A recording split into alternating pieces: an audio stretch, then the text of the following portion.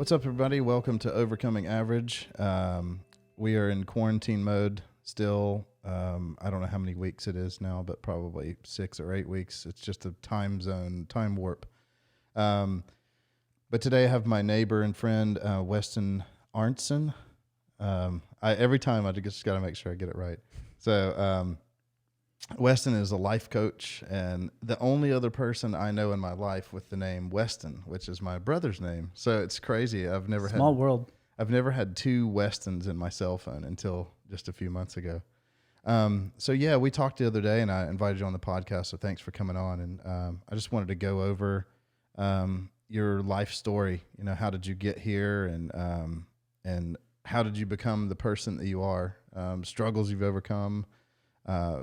I hope that this podcast is something that will help people to improve themselves with anything. You know, whether you want to be a better runner, photographer, reader. Some things are just far gone from me. I'm terrible at spelling, and Kim tells me it's just too late. Something I should have learned probably 25 years ago. So, but yeah, thanks for coming on. So why don't we just start at the beginning, man? Tell us your story. Yeah, thanks for having me. Should be fun. Yeah. Yeah, okay. I grew up in Houston, Texas, a little suburb of it anyway, called Kingwood. Youngest of 6 kids, so kind of a big family. Yeah. So my brother is the baby also. Really? Weston is the baby. How old is he? He turned 30 just in February. Okay, so, that's cool. So he's 7 years younger than me, but he's always been the baby in our family. So six kids, right? Boys, girls. What do we got? So 4 boys, 2 girls. Okay. And are you the next youngest after him? I'm the middle of 3. So I was the forgotten middle, is what they call us. But that's what you call you. Yeah, that's right. That's I don't feel very forgotten. I feel great. So. Yeah. Well, anyway, my sister, the next youngest in my family, so the 5th, she's 7 years my senior also. Oh, so really? Pretty That similar. is crazy. It's a little weird, but I'm a little older than him. Yeah. But anyway, I was very fortunate, had a great childhood. My family is kind of like the kind of crazy, funny, musical family, known for that. My mom is like super right-brained, so smart and funny, life of the party. My dad is like incredibly musical and just a sweet, tender man. But his closet would be color coordinated, and my mom's would have, not quite that. Yeah, the opposite of that. Yeah. But just like a really good match for us kids to be able to have a lot of fun and see people who love to learn, love to laugh, and believed in us, which is cool. Couldn't ask for more, really. Yeah. Religious family, very Christian, and that is when you asked earlier, you know, why you are or who you are today or what made you you. It's just like, man, I guess it could all boil down to that, really. If you want to talk about all my struggles, it's like we could take all day, right? But, yeah, for sure. But, you know, I was thinking about your podcast, and I love it. I love the name, number one. You're welcome, yeah, because we all consider ourselves pretty average, usually. Yeah. But what we hope is that we have some potential to, like, at least do better than we have in the past. Just, like, kind of keep growing. But probably anyone who's listening, like me in your past episodes, it's like, how can this relate to me, whatever they're going through? Yeah. How can it help them? So hopefully something we say today is helpful in that regard. It's helpful. Yeah, and not to derail too much, but it's easy for people to talk about what they're struggling with, but the real success story is the defeat of that particular thing. You know, we all struggle, and it's like, okay, wow, you've got a lot of really bad things in your life, but what I'd love to see is people that have overcome those things, people that are like, yeah, I went through that and I'm a better person for it today. Because I think that's a missing element of our society, is where people, they kind of, well, here's why I'm in a bad position in my life. Here's the list of all the problems that I've had. And we talked the other day when I was at your house about excuses and what that means. So yeah, take us back to your story. Like what again, when I say how did you get here, it's more what made you into the man you are today? Thank you. Well, yeah, I think so. Being so much younger being basically only a child once I was like 10 or 11, even though I was in a big family, was nice for me to have kind of like a dichotomy of two different lives there. And with that, I just remember growing up, I hung out with adults a lot. I felt like I had a lot of friends, but like my mom's friends would come over, or I'd go home from school and like watch Oprah or like Dr. Phil with my mom and like sit on the bed and laugh. Yeah. My like kind of a weird kid, I guess. My favorite shows were always Nick at Night stuff. Yeah. So like when I got married, all of our friends pitched in and got me the box set of I Love Lucy. I love it. Pretty funny, but I do love it. So I always think that kind of contributed towards me wanting to be social in whatever I did. Yeah, I grew my hair out in high school. Well, I guess I got super sporty. I was really good at soccer. Really? And then all my siblings pretty much were kind of into soccer at one point or something similar, but then got into basketball, go Rockets. Yes.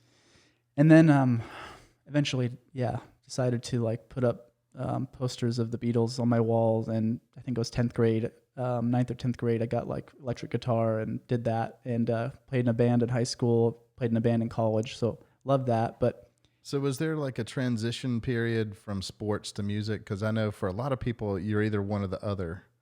I know for me, I'm terrible at all sports, but I used to love baseball. And then one day I just kind of switched to music. So is that what happened to you, or how did that go? That is so true. And it takes guts, actually. Yeah. A funny story about it, showing when I guess I had guts, but also was kind of a poser in a way. It's like I was at the basketball crowd, kind of like every day people would drive by and honk that knew my family or knew me at the same Green Tree Park where I grew up, right? And every day would be there, or Green Tree Elementary down the road, and like the skaters would be nearby skating and stuff. And like we know each other and friends, but like pretty distinct, do our own things. But then like, one day I'm like, I want to be like my older brother. I want to skate, which I think skating is very cool. Yeah.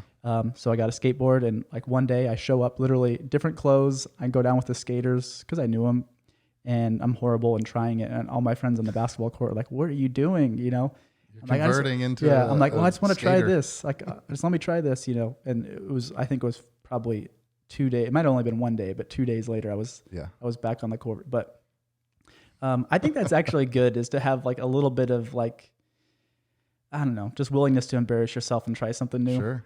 And it can be painful too. I think of those layers in my life as almost like shedding a skin of like, well, I hit a point, and I was actually talking to one of our other neighbors, Molly, whose son plays for Clemson baseball, and he's a pitcher, and he's a young guy, and just he's totally into sports. But if you're a big sports guy, there is a line at some point where you're like, okay, I've got to make a decision here. I'm going to like push this to the next level and like invest money and time to play in higher level leagues to try to be seen and play professionally or even semi-pro, or am I just going to kind of let go? And I know for me, it was like, well, I'm getting close to graduating high school, and in the South, at least, there's no baseball after 18. You play softball in the church league, Yeah. So those and it's way more competitive than it was. Oh yeah, that's right. It is. But yeah, it's like shedding of a skin, where it's like it maybe even painful at times, where it's a realizing of, oh, this is kind of the old me, and it's going to have to go in a way. Maybe not forever. It's part of your past, but anyway. So back to you. So you were a soccer player, dabbled in skating. Can you skate now, by the way? No. Okay. I just bought my kids some skateboards and humiliated myself a few times out there. But so what was it about music? You said you put up Beatles posters. So what was it that piqued your interest to get you into music? So my sister, who I'm really close with, in fact, she lives here in Davidson, where we live. She's amazing. She and her husband were, I think, newlyweds, but they worked at a really cool summer camp up in the mountains of Utah. And I went, and I must have been 14, and I'd had a guitar already at this point, and I was into getting into music. I'd like listened to like just what your older siblings listen to. Yeah, for sure. Fortunately, my older siblings listen to really good music, in my opinion. Yeah. So they got me started out with like, REM and the Beatles and stuff. But I was up there, and I got I was with them for like a week. My parents had let me go up there, which was really exciting for me. And then I got like really bad fever. I don't know what it was, but I was sick. And so they would go out and be like a counselor. My sister taught pottery or some art classes to like these families each day. And so I was in like this tiny cabin that was like the size of this room, like, and it's not a lot of natural light, but I was just miserable. And so all they had was like this TV and VHS, and they had the Beatles anthologies, which if you are at all interested in the Beatles, you should look at those. Yeah. It's like 8 hours of documentary. It's amazing. But anyway, so they popped those in for me, and it just totally took me to another level of wanting to do that. I love all four of them. That's awesome. George Harrison, that was like... You're a George guy? I'm a George guy. Really? Yeah. I've always been a Paul guy. Paul's awesome. Yeah. I mean, yeah, it's fascinating, their story. And I was just reminded the other day of how the Beatles music used to not be on iTunes. And I remember when it came out, I was like, oh my gosh, this is a big deal. Yeah, totally. So you got into a music phase. So tell us about that. What'd you do with that? Well, it's funny too. I think this theme of like even who I am today, because I was the youngest and I was, wanting to be liked by older siblings or hanging out with older people all the time. I was always the kid, like my sister's friends would come over and they're going to go out as like high schoolers, and I'm in 5th grade or 4th grade. And I would like cry, like, I want to go with you. And probably my mom and dad were like wanting some alone time. They're like, yeah, you got to take him, Megan. But I would just tag along, and, I apologized to her since profusely. She was so nice, but her friends were cool with it. But like just this whole idea of like trying to think about what I want to do at that point and seeing what's cool and what's not and what's helpful. And even now, like what I do for a living is like helping people see past the immediate moment and be like, hey, where do you want to go and what's going to be wise and how can you just do little things to get there? So my brother, who I was like, you worship your older brother. I'm sure the other Weston would agree. Yep. But he's 10 years older. It's not too late if he doesn't yet. We'll talk to him. Yeah. But my brother was in bands in his college years and stuff. So I formed one in high school. So it was just like me wanting to be bigger than I was at the time. Yeah. That's exciting. And I know the thing that a lot of people that are non-musicians, they see that as like, wow, I've always wanted to be in a band. And I know like a lot of older guys are like, I just wish I could play guitar. But we talked about that. Okay, well, what would you do with it though? Like, okay, so now you can play guitar. Let's wave the wand. You've got the skill. Now what are you going to do? Mm-hmm. And the next step is always join a band, and usually it leads in most people's minds, it leads to some like getting more chicks or something. Yeah. And you're like, okay, so because we both have that skill. For me, I've seen a lot of the reflections of kind of who it made me with collaborating. I love the collaboration. And I like that you said, like, it makes you in some ways more than yourself because you've got like this group of people and you're collaborating, creating together, fighting over it. There's a lot of drama involved with it. A lot of people don't see behind the scenes. So you were in bands and stuff. Did you ever make albums, or did you do it for fun or play, or what did you do? Yeah, we did. So yeah, most of those stereotypes that you would see about like a typical band, and there's like a leader, and then he's mad at the other. Like it's totally true. Yes, it is. And it's funny, and you all play your role. But I think it's what makes it, like you said, makes it sweet when you actually can get through that and make something together. And for me, like I taught guitar lessons to kids for a while, and I wouldn't mind picking it up again, actually. But I don't know music theory. Yeah. Whereas like some of my family does really well. But to me, it was all about feel and about an outlet. Yep. And not just like, oh, I'm so sad or mad, I need an outlet, although that happens. But it's just like any emotion, it helps you kind of just like really get in that rhythm. I don't know if it's the actual like physical reverberation of a restaurant, an instrument that you feel, but it just gets you in a mode. And then, yeah, if I picture George Harrison or like Django Reinhardt, you know who that is? Mm-hmm. Some consider him the best guitarist of all time. He's this like jazz guitarist from the 30s, 40s, and 50s. But he got in, some say it was like an accident or a house fire, and he burned 2 of his fingers. So I think it was these 2. So he could only use those 2, middle finger and index. And so he had to do things differently on a guitar. but if you listen to it and watch, he's still like so lightning fast and amazing. Oh, this guy from the 40s, and I'm just like a typical high schooler in a suburb in 2000.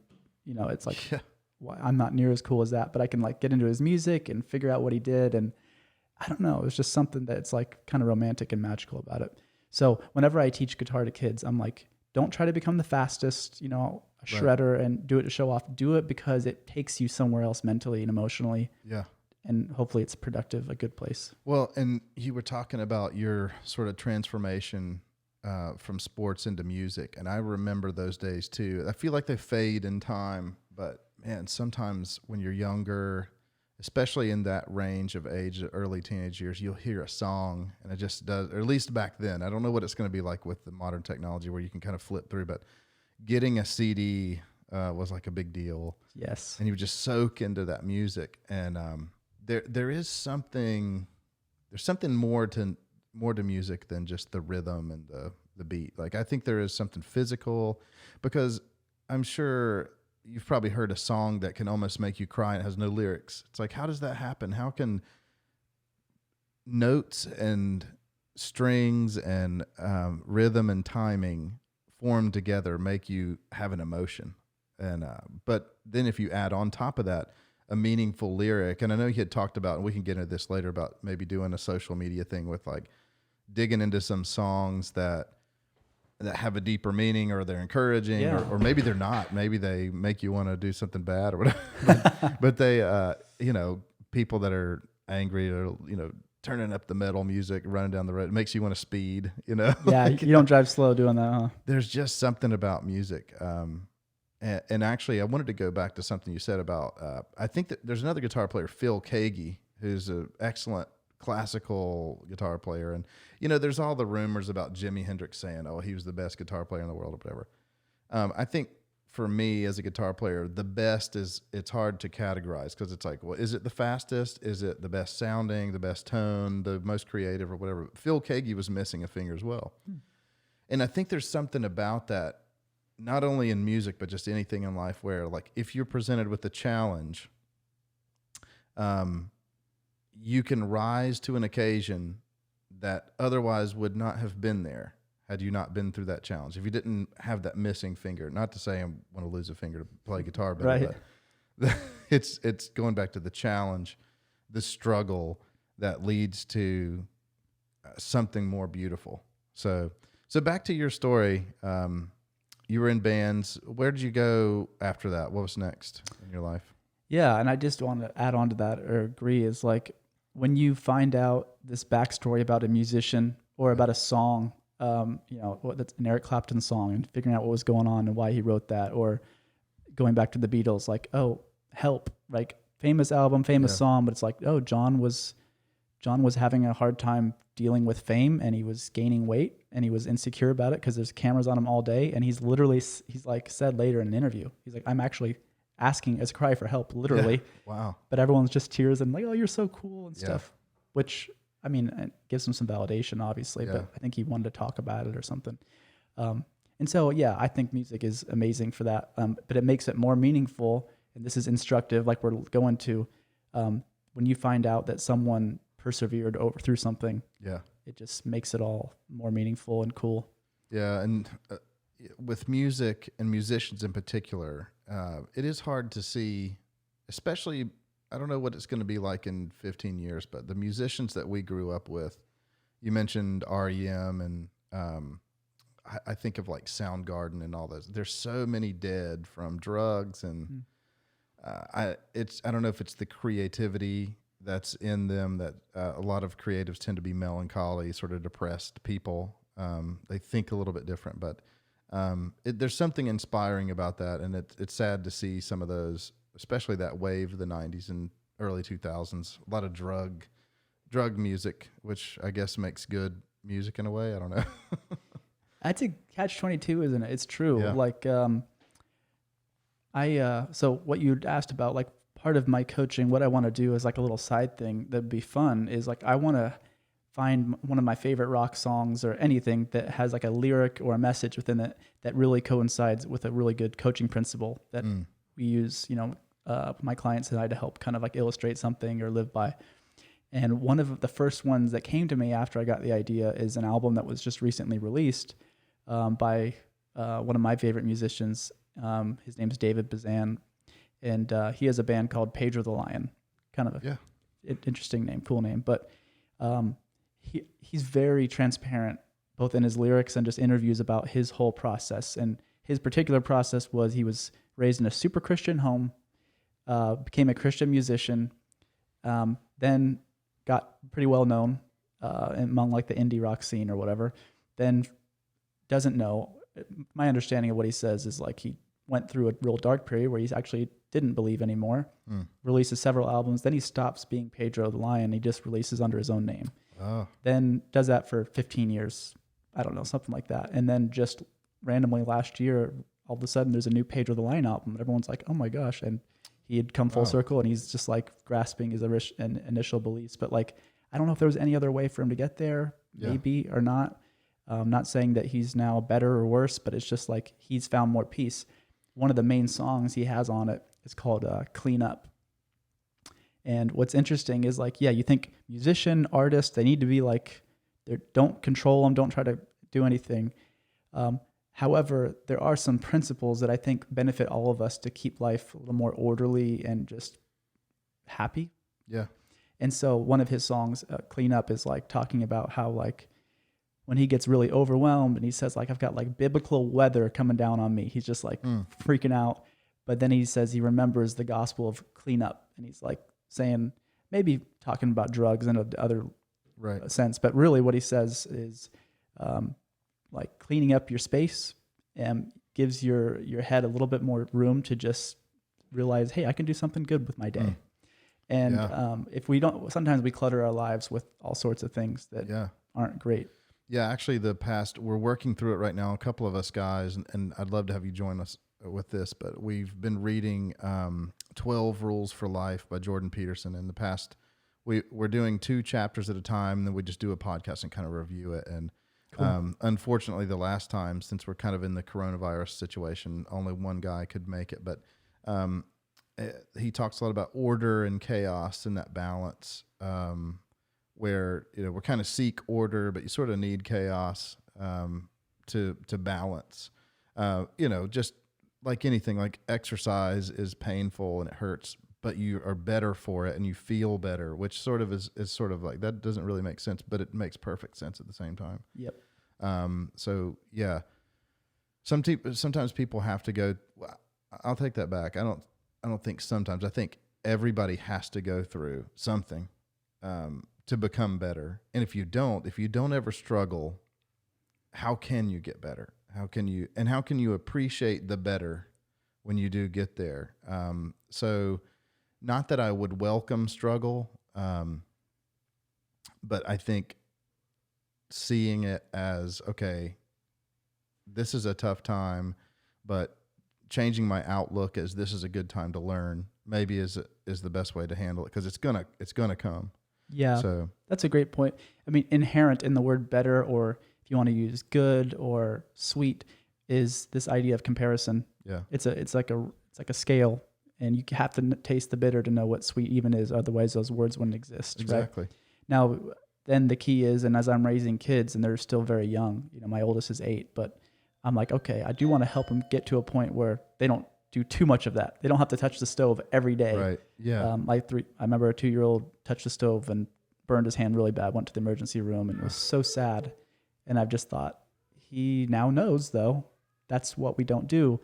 But I hope he doesn't do it over and over. Right. Because sometimes you can't let it heal, and it could lead to other things. So there's a lot in there, and I'm still trying to figure it all out. But yeah, so going back to the musicians, that's what I think is unfortunate, is maybe they didn't make it through the full cycle to learn from their mistakes. It's like something got to them and they, commit suicide or they overdose or something. It's just sad to see that.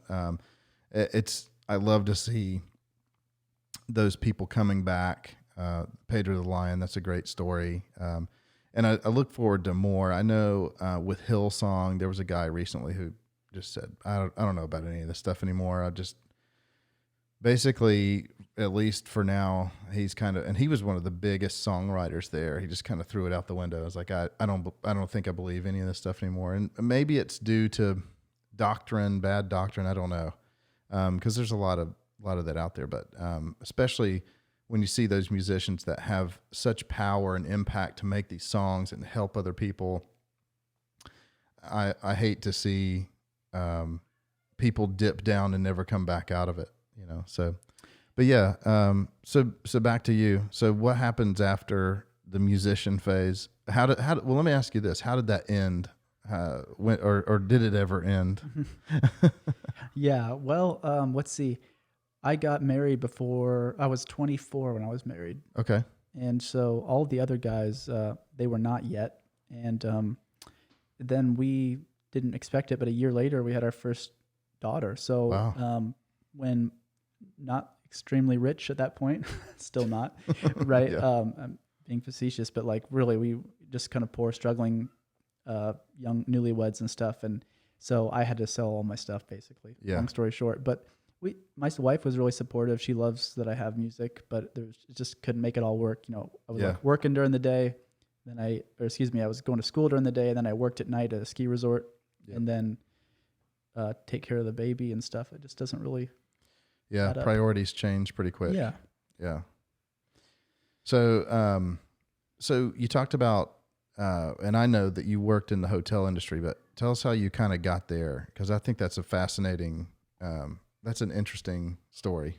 Yeah, isn't it so funny? Maybe someone who's listening, it's like they have something that they're known for, whether it's like just a hobby or a career or place. I don't know, anything, right? But I never once thought of hotels in my life. Yeah. And then, I'm 23 and in a band, and the bassist is like, "Hey, I need a job, and I need one at night, and I don't really want to wait tables. It just wasn't what I wanted to do." And so he's like, "Well, you can come be a bellman," which is like. So you took a job on the recommendation of a bassist. That's pretty very risky. Yeah, I should have gone with like a drummer's recommendation. That's right. No, but he worked up there, and so it was really interesting. I was studying business management with like a marketing emphasis in college at the time, and I got a lot of typical people in my church because we go on like a 2-year mission, so we get started on college a little bit later. But anyway, I worked there for 2 weeks as a bellman, taking people's luggage up, and the way that place is like it's a bunch of luxury, beautiful cabins up on this mountain away from the kind of hub of the resort. And so I would actually like drive them, or they would follow me in their car up to their cabin, and then I'd take them in and show them around and show them how to work the AC, and they'd give me a nice tip, and I'd meet people from all over the world, a lot of celebrities. Now, where was this again? Utah. This was in Utah. This is called Sundance I've Resort. never been to Utah, but I hear it's beautiful. Oh man. I mean, I grew up in Texas and I loved it. Super green, totally flat. And then Utah is just these majestic mountains. And like the town I lived in there in Provo, it's like literally on the bench of the mountain. Wow. Your backyard is just straight up. That's awesome. It's cool. But anyway, so I did that and then just switched my major within 2 weeks to be hospitality management. Really? Yeah, I just knew, it just felt right. And I loved the idea of like, I can always be in a beautiful place if I do resorts or hotels, That's even true. like a nice building. I get to meet new people every day because they're checking in and out. Yep. And then people were giving me their numbers and like, if you're ever in New York or if you're ever in LA or wherever, we want you to come see us. And it was just cool for me. I love the idea of being connected to people. Yeah.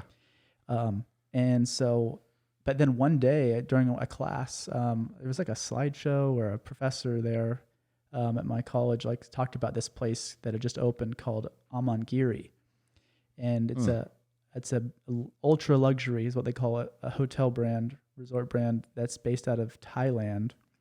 And they have, at the time, like 28, 30 properties. And they are known for being extremely exclusive. Like they don't spend any money on like typical marketing. Yeah. It's kind of like you just have to know type thing. But they built one down right next to Lake Powell at the Utah-Arizona border, which is really cool. Do you know what Lake Powell is? No. Okay. Imagine if they just filled the Grand Canyon with water, like 2/3 of the way full or 3/4. That's what it looks like. Wow. And this it's called the Glen Canyon, but then they put a dam up and filled it up with water. Decades ago. So beautiful. And just out in the middle of the desert. Just looks like Mars there, basically. Yeah. It's very different looking. It's this 34-room resort with like a minimum of $1,500 a night. Wow. Up to $10,000 a night. 34 rooms. Yeah. Oh, wow. Tiny. So this is not the Hampton Inn $99 special. No, it wasn't. You like go to this. You have to be given directions after you actually pay. Pay everything up front ahead of time. But like you get to this gate, barbed wire fence, nondescript little speaker box. You push it, and then it was me eventually when I worked there, saying like, "Welcome to Amangiri. May I have your name, please?" And they would say it, and if they were on the manifest, and you'd push a button, it would open it up, and then they had a 5-minute drive through this incredible terrain to get there. And the general manager, and anyone who could be there, we might be 6 of us, we would be there waiting at this circle drive there in the mountains on the steps of the resort, and with like a sage lemonade and a cool towel, and just like roll out the red carpet. That's awesome. So did you ever, I assume you met people famous or people that have big jobs or something there? Yeah, because I've never heard of that brand, but obviously I wouldn't know about it. But that's not obvious. No. Yeah. So there's 30 properties, people who go. In fact, we would have it, like we'd try to figure out everything we can about you before you arrive. Okay. So the first way is just asking you, right? But then if you are famous or someone like that's well known, we could look up online and see if there's any interviews about you. If you love Diet Pepsi, we want to know that. And so we're going to stock your room with Diet Pepsi, right? Without having you even thinking about it. Or if you're there and we notice that you keep like in your trash every day, there's a bunch of Diet Pepsi, then we know you like it. We write it down, and at any Amman you ever go to again, we will do that unless you tell us otherwise. I mean, and all the luxury brands do this. Four Seasons or Ritz-Carlton, they know the temperature you like and they try. It takes a lot of work to make sure every team member actually follows the notes that you meticulously take. But to answer your question, tons of celebrities and famous business people. I mean, one of my favorite stories, and it's been long enough to where I don't think it's, bad for me to say, but I get teased. I'm like a bit of an Apple fanboy now. Yep. And I just have like most of my IT or tech stuff is Apple just because I like how it's all works together. But I like other companies. But anyway, at that resort, there were 2 hikes that were guided every day, complimentary. And they're beautiful. They go out and you literally are looking at like petroglyphs that are thousands of years old that were made on these cliffs, right? And so we had these partners that were like contracted guides that would come and do it. So one of them was just she was a real fiery girl, and she took out she would take out a group, anyone who was there at the front desk at 10 a.m. or 2 p.m. But on this one, it was just like one guy that showed up. So she took him out, gone for 45 minutes or an hour. And she said, she comes back and he walks away. I know who he is. She didn't, but she's like, comes up to me and she's like, "Who is that?" And I'm like, "Oh, why?" And she's like, "Well, it's just this guy." And the whole time he's on his iPhone. There's nothing more frustrating that you are here in this nature and you just still can't get away. And she said, she told the story. She's like, I was out there and asked him, "What are you doing? Are you on your iPhone?" And he's like, "Oh yeah, I'm so sorry. I just really can't get away. It's kind of an important week. I can't fully be detached, but I'm really sorry. I am listening." And she's like, "Oh, Apple, huh?" She's like, "I hate Apple." She's like, everything that's bad about this world or something. She's just very extreme in what she says. And she just said he kept laughing and laughing. And, so she was asking me who he was. I'm like, "Oh, that's Tim Cook. He's the CEO of Apple."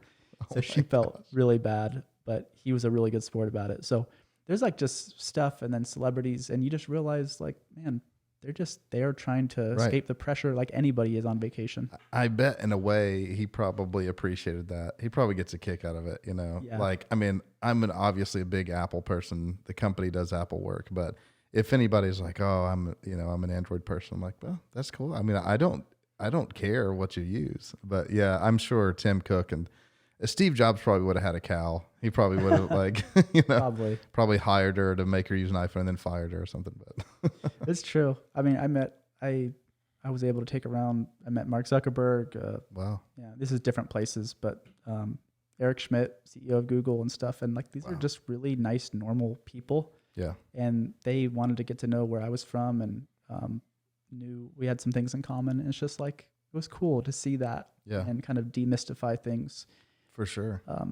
So yeah, it's I'm from North Carolina, and the celebrities that we have around here, they're like race car drivers, bankers. I remember a guy came to my old office, and he just knocked on the door, and he was wearing a nice suit.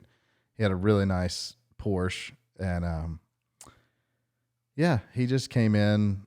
Hey guys, I just got back from Argentina and my duck hunting photos. I just need to make sure they're backed up and whatever. So I was like, who is this guy? And he was like one of the, I can't recall his name, because in Charlotte, like, I mean, what's a big bank executive? Like, they're not famous. They're famous in that world, but this guy was worth like, I don't know, billions. You know, he just walked up, real nice guy. But yeah, it's funny that you see people like that, and you have to wonder about their journey. Like, man, how did they get to this point? And a lot of times, there's a good bit of struggle, but sometimes they're just nice people, and they just are business savvy. Sometimes they're maybe a little disconnected with maybe the normal world, because they're just real focused on what they do. But yeah, I think that's good. It's good to be around those type of people and see how they operate. Yeah. And you can tell, and they would say it takes work to still stay grounded, because you like their kids, and you talk to their kids, like 4 seasons is not a treat for them. That's the norm. Yeah. So when you do go somewhere that doesn't offer that type of, like, we call it anticipatory service, right? Yeah. No one's actually like just really thinking of how they can help you. It's just more of like a reactive, like, I'm at the desk if you need me, Hampton Inn type thing, which is fine.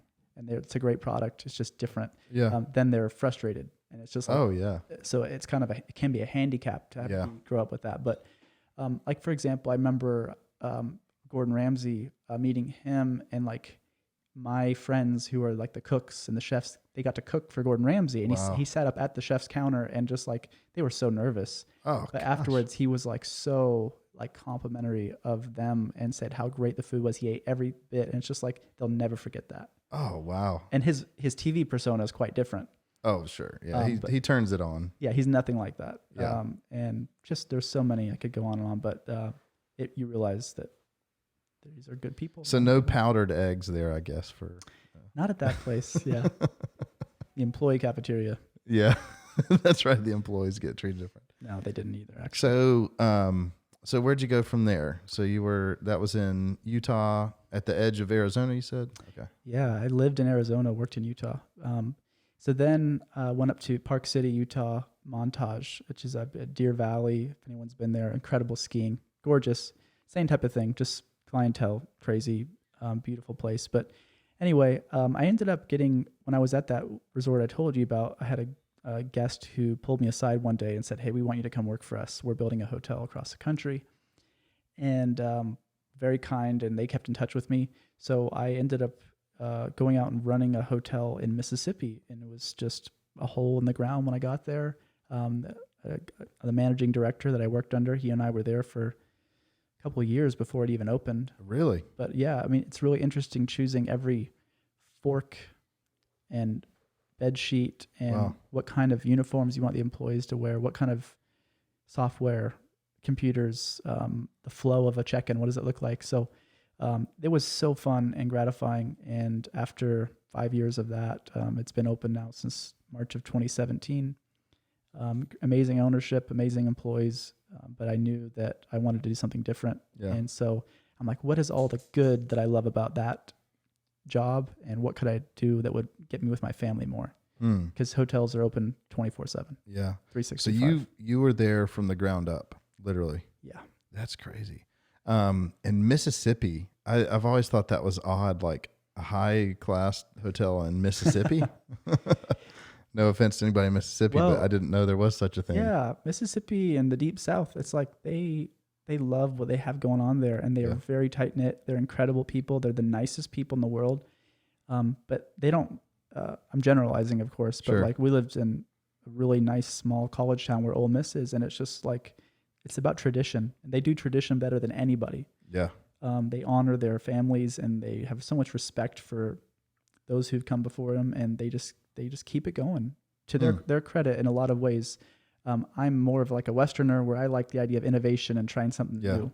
So I kind of learned from them and hopefully presented something different that they kind of ended up liking, which I think they do. But so what were some of the choices that you guys made in that hotel that aligned with that tradition? Because I assume you kind of customized it for the region, right? Yeah, we did. Just the whole architecture, even though it was brand new, people would say it looked like an old building, which is, you choose the brick color and all the architecture to be like that. So it was nice to hear. But we tried to do things like, for example, when you check in anybody, we print out your name on stationery and put it in the room. So when you get in and look on the desk, it's like this really nice piece of high-end stationery with your name on it. It says like in residence and the dates that you're there. So then you can send postcards or letters to people and we'll mail them for you at no charge. Yeah. It just kind of gives you an idea of like, we know you, you're here, you're staying in this like kind of old mansion. It looks like there's 38 rooms. So I don't know if that answers your question, but that was like one of the ways we tried to implement. Sure. Yeah. Awesome. Yeah. So what happened after that? Is that when you decided to step out on your own? Yeah. So it was a year ago basically. And, I just felt like, I wanted to get more time with my family. And honestly, I told the ownership there too, like, hey, I think there's a reason that hotel GMs, 2 years is the average, 2.5 years is the average tenure in luxury hotel world. Cause you just need new ideas. And I'm like, I gave this thing everything I got and got it to a certain place. And I think it's time for someone else to build on that. So it was the right time. And, my wife has been listening and kind of doing coaching type stuff for 2 or 3 years, just like podcasts. And she's a yoga instructor. So she's just into self-development in that way. Yeah. And she's always been telling me, hey, you should listen to this thing or read this book. And I was well-intentioned, like, yeah, that sounds good. But I was just too focused on what I was doing, maybe, I don't know. And then once it was like, okay, I'm ready to move on, I tried it out and I just went home one day and said, oh, I'm going to be a life coach. And she was like, yeah, I'm so excited. She wanted me to do that, which is really nice to have a partner who supports you and sees your strength. Absolutely. So you made that decision. Did you already have some clients at the time, or was it a total you had Not to at cut? That time. Okay, so you cut the cord, started your own thing. How did you approach getting those clients? And then we'll talk more about what you actually do with that and everything. Sure. Thanks for asking, actually. So no, when I told her that, I did not have clients, but then I still worked there. I gave them a lot of notice because I knew that they were going to want to figure out like big picture, what they wanted to do, the owners. And so after I gave them notice, I still worked there for 6 months. Okay. So yeah, during that time, I would go into the office extra early and just kind of do my stuff. And I did get clients on the side and enjoyed it. And honestly, the reason that I kind of was open to it and did it is because that was always my managing style anyway. There's different types of managers out there, and mine was definitely a coaching style where I didn't get to be with the guest like I was when I was a front desk agent or a supervisor. Okay. So my job was to take care of the employees and really take care of the managers. So if I could help them to see what they were capable of and lend their unique talents to our purpose, then they would go down and do the same thing with their employees. It just trickles down, and then the employees would do it with the guest, give it their best, rather than just being like, these are the rules, do it. Do you think brands, Starbucks, Chick-fil-A, Apple, do you think that management style is in place in most of those places? The top down? I do. I think the only way you can get something that big and still be consistent is if you empower the employees to say, we need you to do what you do. Yeah. Even like Apple, they have like a genius bar, right? Yep. At their stores. So you are basically calling the people who run it a genius in a way. And so they feel like, hey, Apple thinks I'm smart. I'm capable of doing this. That's definitely true. Yeah. And sometimes I'm skeptical, but you can't deny the truth. I mean, you can't deny that Chick-fil-A has outstanding customer service. Everybody. And it's hard to see that because you think surely there's a bad apple in here, but it seems like either they hide them or they fire them or something because everybody at Chick-fil-A is super helpful. And you're right. The people at Apple, they're treated well. They're at least respected in some regard. I've never worked at the Apple store, so I can't speak to that. But you take another company, and I won't mention any that are bad, but we all know some that you're like, man, every time I go here, I'm going to order a sandwich and it's going to be wrong, and they're going to not even look at me and throw the bag at me or whatever. Like, it's just a different from the top down, I think, cultural shift. So you took that management piece from the hotel, and then you basically said, I'm already doing this for a group of people, for a team. Can I convert that into coaching for individuals, right? Yeah. And here's a good example. If we ever got a bad review at the hotel or the restaurant, I knew it was my fault. And I wasn't saying that just to sound like, oh, I'm being a good manager. Like, I really did know this is my weakness. And the weaknesses of that company were my weaknesses, because I don't drink, so I don't know wine or alcohol, and I didn't put a lot of therefore skill into like the marketing of that or like pairing of it. I had an amazing executive chef and restaurant manager and bartenders. It wasn't that, but it's just that I didn't know, and I should have developed that more. But like, if we did get a bad review, I took responsibility, and I would say to the employee, like, I'm so sorry I didn't prepare you for that, or to the manager. At least that's what I tried to do. So then we had this story that I found, and it was 2 pages, and I would make every employee read it and sign off that they read it. And then at one point when I found it, and then every new employee had to read it. And it was a story called 100% Responsibility. And I'm going to condense it to a super short version, but there's a company, they make day planners and like, kind of like organizational supplies, and they do seminars.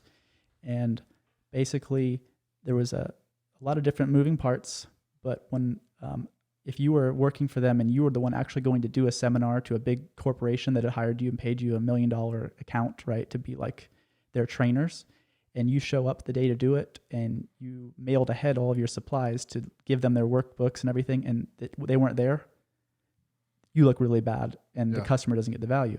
So then that happened, and so then there's these different components. And so when the managers or the corporate executives like went in and talked to the employees who were in charge of a certain part of it, right, packing the materials, they would always say, well, it wasn't our fault. Like the UPS did this, or it wasn't our fault because the people who, the supplying partner, they must have messed that up. We did our part. And the guy was like, he noticed it was just never their fault. Yeah. And they had legitimate reasons, and you could tell they believed it.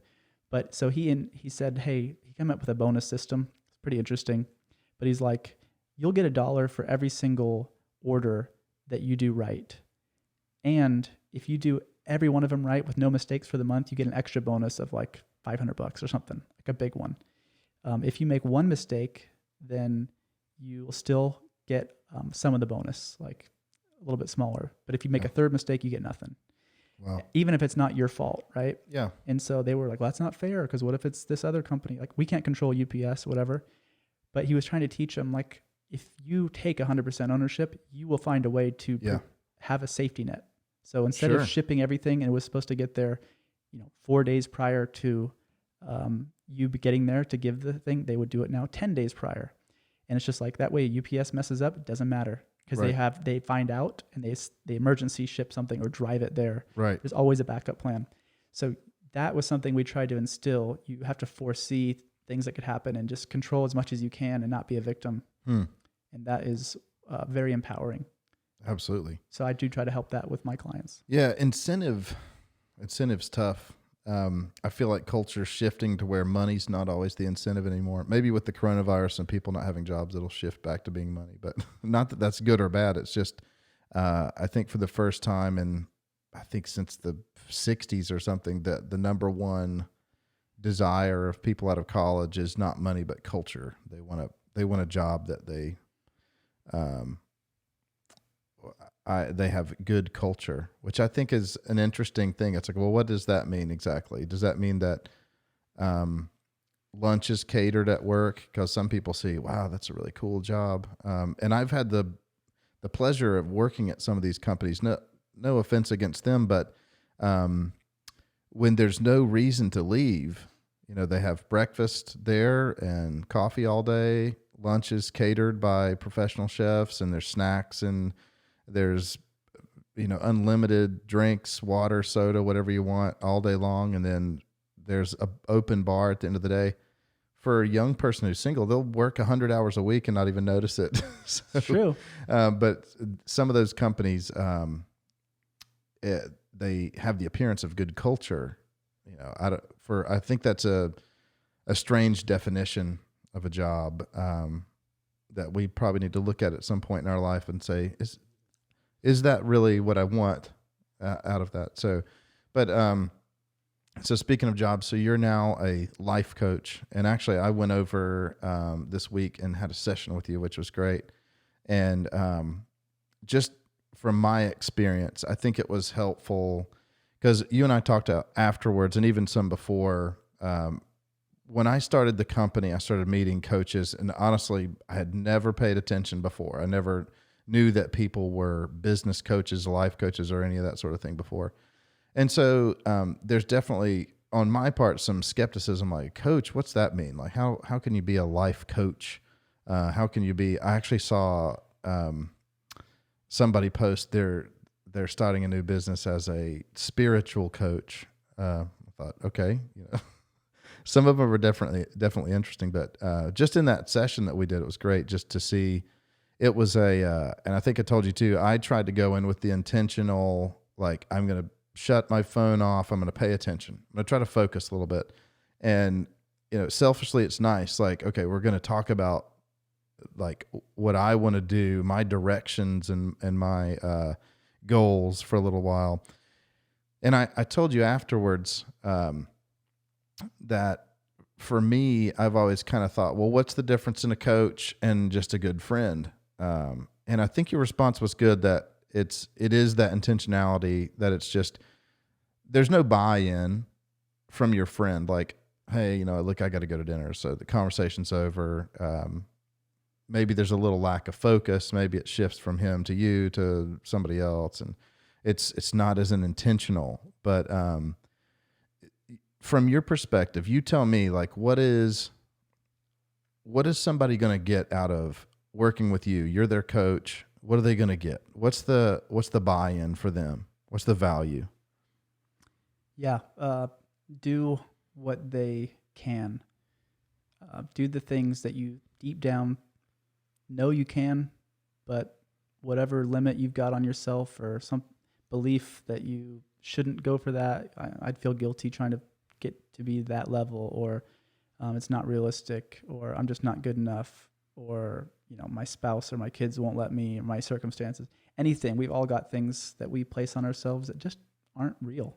They're totally in our mind, and it doesn't have to always be about like, oh, I'm bigger, or I'm more famous, or I have more money. It can be, I want a better relationship with someone, or I want a better relationship with myself, or I want to get a better have better health, whatever's important to you, that you haven't been able to do yet. And fortunately is, like, I'm not a consultant that says like I could go be a hotel consultant. I could help hotels open because I've done it and I'm good at it. Yeah. But I don't. I'm fortunately, I'm not experienced in whatever it is that you're trying to do, because I've never been you. Yeah. But I'm willing to ask the questions and be bold about it, and bring up the things that probably no one else makes you bring up. Sure. To be vulnerable and to talk about what you're scared of, and just give you a very safe place where, like, I'm going to really let you search deep. I heard one coach when I was thinking about doing it, and he always pictures himself as Sherlock Holmes at the beginning of every session. He doesn't tell him that, but he's just like, I'm here to just like dig and like get my magnifying glass out and be like, hold up a mirror and say, what is going on in your life? And my first call I ever did with anyone was a stranger. I never talked to her, never heard of her. She contacted me. She lived in Wisconsin. Super nice. Talked for 2 hours. And at the end of it, she's like, this has been transformational for me. And I'm just like, this is my first one. I was so nervous, but I knew, luckily I've been taught well in the books that I'd read and the people that I trusted and went to. It's like, it's not about you, Weston. It's just not. If it was, then yeah, you need to go get a doctorate degree and do all this. But if you can care and you know how to read people and you know how to show love, but also be bold and ask the questions, people can do amazing things. It's in the client. It's not in me. Absolutely. Yeah. Because you said a couple things there that I think for me have been confusing about coaching. Like in a specific world, it's like, you said the word consultant. So it's like, all right, if I really needed help with like, hey, how do I, for me, it would be, how do I do better at marketing, or how can I get more customers with customer service or something? Maybe I'm going to go to an IT company consultant. Like there's a few people in the world that they're like, they pitch themselves as like, we can help your IT company grow. So that would be like a consultant. So it feels like you dabble in that, but you're saying, okay, I'm not the IT growth company expert. Like you don't claim to know that. So if I'm coming to you as a client and I'm an entrepreneur and I'm starting a tennis shoe business, you're not going to be the guy that knows everything about shoes. It's not your goal. So therefore you're saying like, I didn't open 10 sneaker stores and that's why you're hiring me, because that's the job of a consultant. Right. But on the other side, there's a huge psychological element to it as well, which I think almost feels like a psychologist or somebody that's like digging into your mind a little bit. So what's the difference?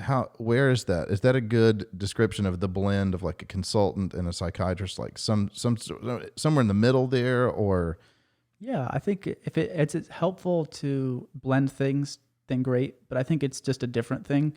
But like therapists, psychologists, and psychiatrists, like if you need medication, and some people do, I can't help you. You need to go to a psychiatrist. If you need to like unravel some serious like things that have happened to you in your past, trauma, you need to go to a psychologist. I can't help you. I'm about your future, but whatever's happened in your past leads to you thinking the way you do, and you just think certain ways that just aren't fact. Yeah. And so we just say, well, I can't do the X because of Y, and I'm just like here to challenge that. It's like, why on earth? Yeah. Who's stopping you, and why is it bad? Why are you threatened that someone else has success? Does that really put a limit on you? For example, that's a common one. So yeah, coaching is about the future, but it is all about mindset. Now I will then, after we can get some things straight and help them see themselves and their potential clearly, I am good at helping them get some tools if they don't have them yet, about like how to get organized and set goals and make a plan. But you can't go there until they see how good they really are. Right. Yeah. One of the tools that you gave me, I've been thinking about it a lot since we met, but I was talking about the circumstance, and I can't remember the book, but circumstance leads to a thought. The thought leads to a feeling. The feeling leads to an action, and the action gives a result. Nice memory. And we can't change the circumstance. The circumstance is, I think you said something that's proven by law. Like the circumstance is my car's broken down. I'm on the side of the road. That's a fact. We can take a picture of that. Yeah, it could be proven in a court of law. Yeah. Right. No opinion. So when I have the broken down car, it leads me to think about something or think a certain way, I guess you would say. And then that makes me feel a certain way. And then that makes me inevitably take some sort of an action, and then I get a result, right? So is that the formula? And what I took away from it was if you can start at the top and change your thought, because you can't change the consequence, or not the consequence, the circumstance, you can change the path of the result. Is that fair? Totally. So a question I had as I was pondering that, can you change it, in your opinion, at any point in that process? So like, let's say you have a thought with a bad feeling, but you choose a different action, a better action. Will that end up in a better result? Or is it basically like it always starts with the thought process? Yeah, it always does. It can be very quick. So when you think you're just changing an action, you just very quickly changed your mind about something and had the confidence to actually change your action. I mean, our brain literally, you can't move your hand without having a brain send an impulse first. Wow. And that's a shout out to, this is Brooke Castillo. She's someone I'd read about, and she developed this thought model. But yeah, it's a good tool because it can be applied anywhere. It's helpful. It's so empowering to know like people with incredible tragedy in life can still find peace and joy and contentment. And or they could find total misery and bitterness. And what's the difference? Because the exact same circumstances happened. And it is mindset.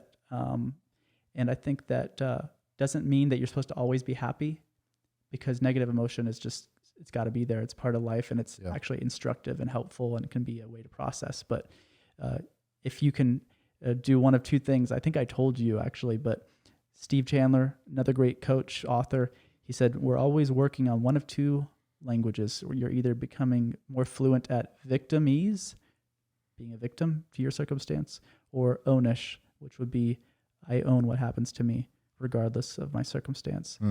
And if you can really firmly cement into your mind, I am a good person with like limitless capabilities, and I'm choosing to do this with my life, and I'm bringing value, and people love me and I love people, then when little circumstances you can't control pop up, you view them as like a quick detour, not Mount Everest in front of you and like proof that everything's wrong. Yeah, that's great. And for me, I think it was just, my thought was I have to practice that thought model like exercise, like a muscle, and just get used to it. Because I think at the end we discussed like, how do we take this to our day-to-day life and like parent better with it, or respond to a difficult situation better with it, and always be on. I don't think it's possible to always be on, but to say, gosh, this is a tough situation. The kids are jumping on me. I'm trying to send an email or whatever, to go back and readjust our thoughts, because we can't change that circumstance, but we can change, okay, how am I going to view this? I don't want to damage my kids by yelling at them, hey, get out of here. Dad's trying to work, but at the same time, I do have a job and I'm trying to take care of my clients, which ultimately will make my kids have a better life because they have a roof over their head. But it's just okay, can I compromise in that thought process? And I'm glad you brought up the speed, because I kept thinking too, like, I wonder if, you could hack the system and kind of like, okay, I feel bad, but I'm going to take an action anyway. But that is a changing of the thought process. Absolutely. That's good. Totally. And the more you practice it, like it's so simple, but like the idea of working out a muscle, the more you practice it, it's like, the first time you go running, it's going to be a 10-minute mile, if you can even make it a mile. Yeah. And or for me, like 12 and a half minute mile. Yeah. Well, me too. And so it's like you hate running that day, and you just tell yourself, I am not a runner. Like some people, but I'm not it, and I hate it. And then if you can just have some accountability or some reason why you try it again and do it 4 times, and all of a sudden it's a 9-minute mile, and you're not as out of breath, and you don't have that rage in you, even though it's still hard. And then all of a sudden, like, you're just a runner. And no one was just a runner magically. It's just they chose to do it. Whoever's listening, what do you really want? That's what I would ask you, right? And there's ways for me to help draw that out, because sometimes you don't even really know. It's not the thing that's on the surface. It's something you've buried down. And that's a tough question when you ask what somebody really wants. Like, I know for me, I had to think about it for a little while, because there's the default answers, and sometimes maybe that is the answer, but sometimes you have to think, what do I actually want? What would make me happy? And I think we talked about too, the mindset of thinking out what that result might be. Like, instead of going small with the time, instead of fast, if we think about it over time, like, if I think about this, what's going to be the result in 5 years or 10 years? And that's huge, because a lot of times our human impulses or our selfish desires, you think that process out and think about those actions and think about the results, and you think, wow, that's not the life that I want to live. For sure. And it's hard, because in the moment you think, oh, this is going to be good, and I'm going to make this decision. But the good news is, I guess we can always pivot, as long as we're taking those, making the better choices in the short term over and over and over again. The long term will hopefully be more aligned with what we actually want. And so making those little choices of, okay, I want to eat this bad food, but I know it's probably not best for us. So you make that little choice over and over again, and then you have better eating habits eventually. Yeah, that's huge. And when I coach someone on food, for example, what I would do, and I'm in the same boat as you, so I'm not trying to say from higher ground, but it's like, why is food bad? Right. The whole way that we approach things is like, oh, this is bad food, this is good food, and I like bad food, and I wish I shouldn't like it. You are set up for defeat because there's no such thing as bad food. There just really isn't. Food's neutral. It's just a thing. You can say something is more nutritional or something will give me a different result that I want. Right. But you've got to take that pressure of bad and good off of it and reapproach it differently, and then say, why do I even want to have nutrition? What is it that I really want? Oh, because I want this. And if you can just unscramble it all, start fresh, and focus on tiny little things that add up over time, stuff sticks. Otherwise, you're in the New Year's resolution group. Yeah, I don't want to say I never do New Year's resolutions, but I sort of stopped doing them a few years ago. And I might do goal setting, but I personally tend to do them in the spring. For me, I just am like, March, April, May. At some point, it feels like, things are starting to, we know summer's coming or whatever. Just set the goals. Just so that I'm not in January, but I've found that that's worked out okay for me. But also the continual reviewing of those goals, because it's funny, when I was talking to you the other day, I kept thinking, man, I've gone over some of these goals and I have the answers to some of the questions literally written down. I couldn't find them. Then it makes me think, okay, I think it's time to review the goals again. But for me, I'm going to pat myself on the back for a second, but I love when I do go back to my goal list, because I have like the big one and then I have kind of the daily goals that I try to achieve. When I go back to that big 1, 5, 15-year goal plan sort of for my life, which always deviates. Sometimes I go back and think, wow, look at this. I've achieved all these things just because I put it in my mind of like, I want to do this thing. A lot of times they end up happening for me. They have happened faster. It's like sometimes I'm starting to hit my 5-year goals in the first year. So then I think, should have set bigger goals. Well, I think there's a big part of it. People who feel good about themselves produce good results. That's what I've heard in a book I read called The 1 Minute Manager. And it's so true. That's why placebo is a thing. It's like, if you can get someone to think, like, if I told you, hey, by the way, Chad, like, I'm not supposed to tell you this, but in a year from now, like you land $1 billion client. Yeah. And everything you're doing, like, is just right. You're exactly where you're supposed to be. You would have a confidence come over to you that would allow you to free yourself up and be more bold.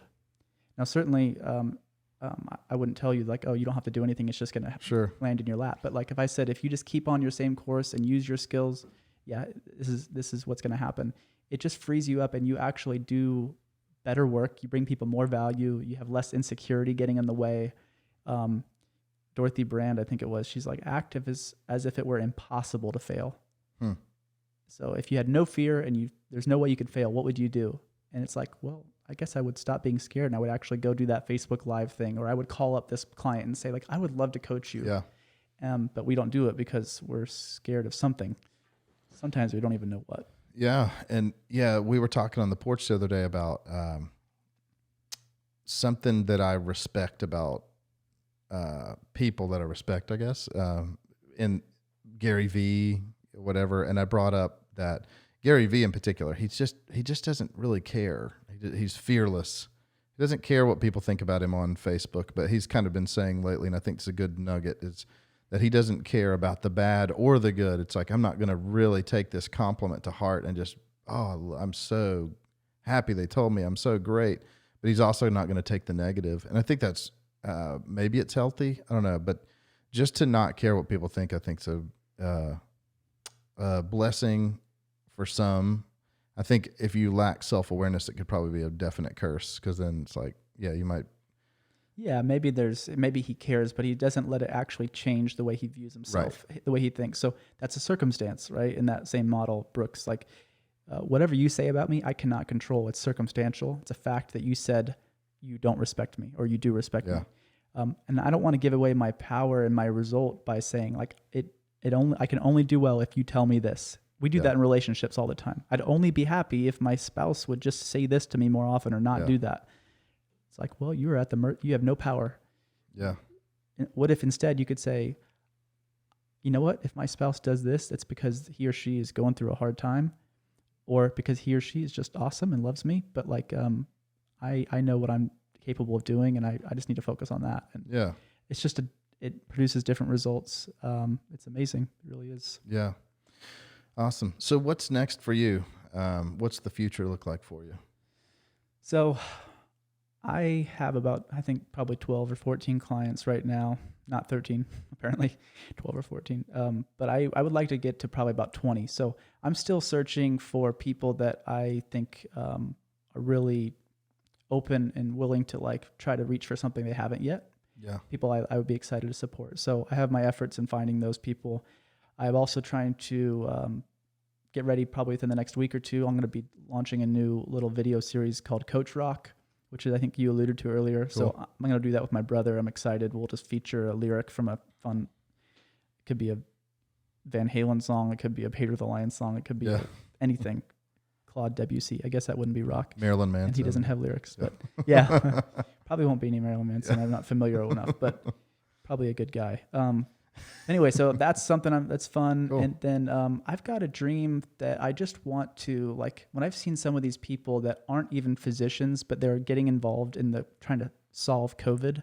Yeah. I think that's so cool. And I want to ask myself, what are my talents? How could they lend themselves to solving big problems for the world? Yeah.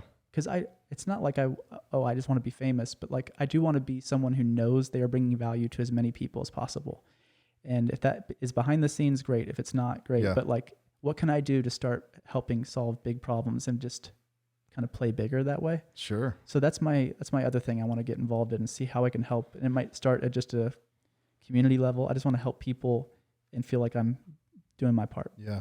Yeah. So what's your website, LinkedIn, whatever? How do we get a hold of you?